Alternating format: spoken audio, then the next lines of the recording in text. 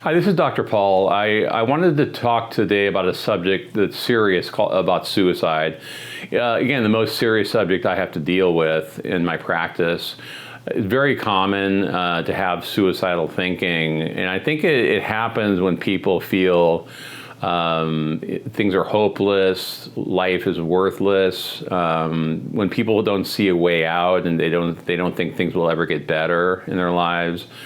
When people have the symptom that's the most sensitive for depression is anhedonia, meaning lack of interest in things that you normally like to do before, whether it be golfing, whether it be surfing, whatever it might be, gardening, reading, whatever. It's going to the beach. I mean, just things that people like to do. And when things become the point where just people are sleeping all the time, or they just have no interest in doing things, that's a serious sign. And I think that it's important that if you see someone in your life that's suffering like that, is to ask them about it. Ask them, bring up the subject, and ask them, hey, are you? You don't have to use the word suicide. You can say, hey, have you thought about hurting yourself? Have you ever planned, you want to ask them about, have you ever planned that? Or, and then if they say yes, you want to try to hopefully seek help. And if you've had these kind of feelings, definitely seek help. And people misunderstand this subject. People think it has to do with your situation. And it's not really always the case. Take the example of Robin Williams.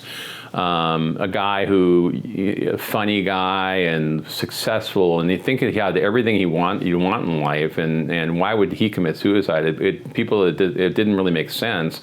The dancer Twitch, who I've seen on TV, and always a fun-loving guy, dancing, smiling all the time, and he had a wife and young kids, and he went and committed suicide. And then there's been some recent celebrity chefs that have committed suicide.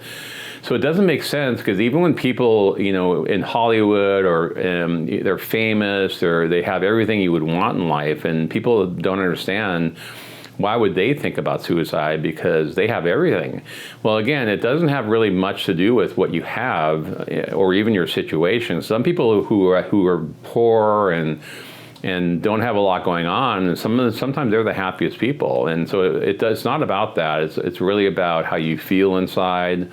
It's about your genetics. Often these things run in families with mental illness.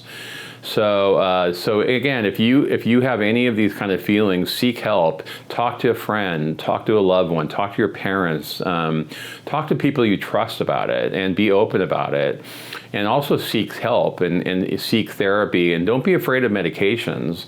Medications, and again, if you watch my other videos, you'll see me talk more about details about medications. Medications are not a lot of time what people think they are. They're not a Band-Aid, they're not a crutch, they're not a just feel good for the moment, and they're not addictive. They're actually a treatment of the underlying cause of the depression, or the anxiety, or the bipolar disorder that leads to these suicidal thoughts. So when you get to the bottom and treat the underlying cause, then sometimes all the suicidal thoughts can then go away.